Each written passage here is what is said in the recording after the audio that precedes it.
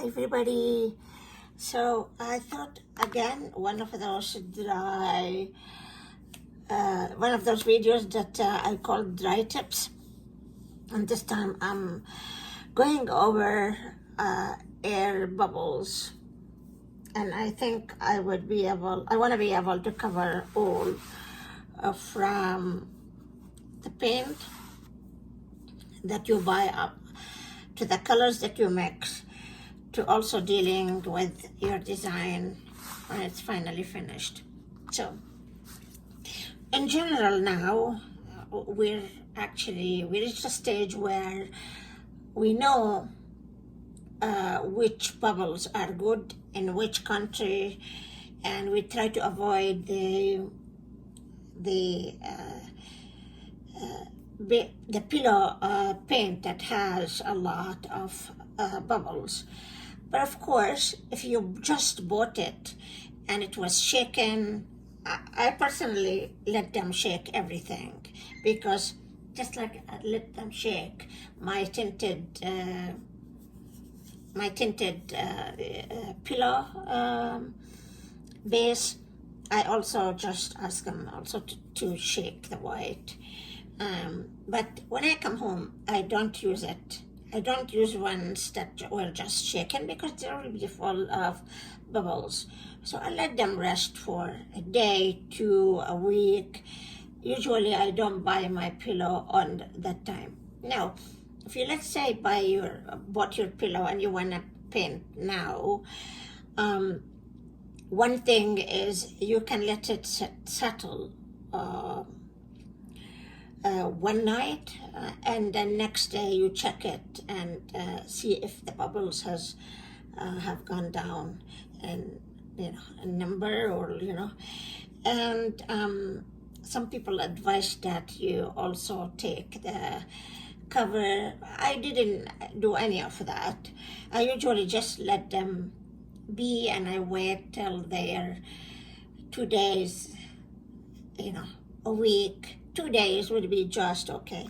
Now, let's say that you don't want to be waiting, and let's say you want to have your ready, and you poured your pillow on your surface, wooden or canvas or tiles or at any surface, and then you see a lot of bubbles. All that you need is, let's say that now, let's imagine that the pillow is here and it's full of bubbles. It's too much. You just take basically your piece and hit it. If they're not gone, take it from the other side and hit it. Sorry about that. And if you do this and keep doing it, but just like, and I would imagine that you would not fill your canvas, otherwise everywhere it's going to be going everywhere. But when you start with a new pillow, just fill out 2/3 max, and then you just go like this. And if you do this, all those bubbles just flying, and you won't see many. Let's say that you started working on your design, and you found that you actually have in your design itself a lot of bubbles. So if they are few, you just take a toothpick. Always have a, excuse me, 1 second. Okay.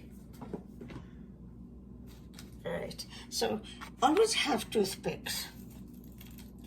Always make them in bundles and keep, everywhere. So then when I need my toothpicks, they are ready. And so anyhow, so if they are too few, you can just go ahead with your toothpick. So keep it handy. But let's say there are too many. What do you do then? So I know that you shouldn't be using a lot of torching with your pillow. But again, if my puddle colors are full of air bubbles that I cannot manage with toothpicks because they're just too many, I use my torch. I'm not going to use it now, but I use it from far and I go in pulses. So I don't go near and I don't go with a constant fire, you know. So it has to be in pulses and it has to be from far. That's the only time I use my torch.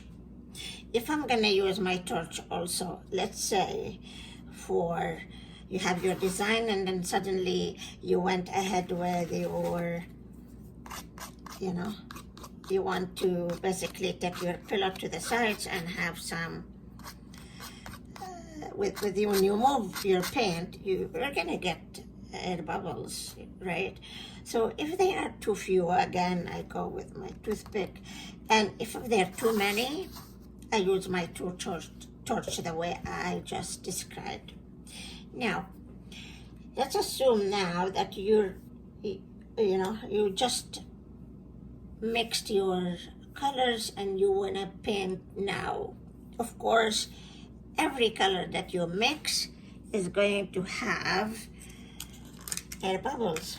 Let's say now this is a mix already, and I usually mix a day before. Sometimes then it stays 2 days, but let's see, if I move it now, let's see, there will be bubbles. Look, see, there are 2 now, big ones and one. So if you don't have patience, look at this now, it's full of bubbles. If you don't have patience to wait till tomorrow or till, let's say, 4 hours later, you just take your stick or your plastic spoon or whatever, and you just hit those bubbles to the other wall of your container.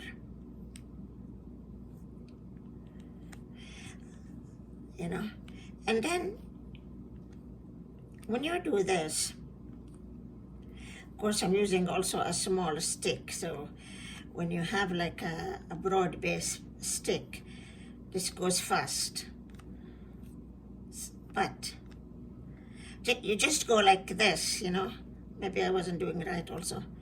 Moving in one direction. So you're not moving the paint, you're just hitting those bubbles with the other wall.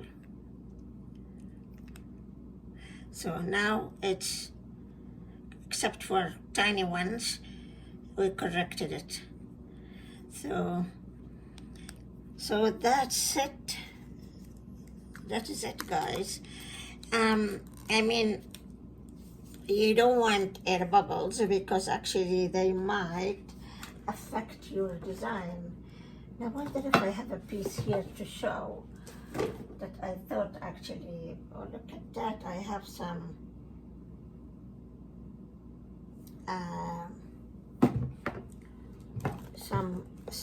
air bubbles. I'm just looking at, I mean, there's a tiny one here.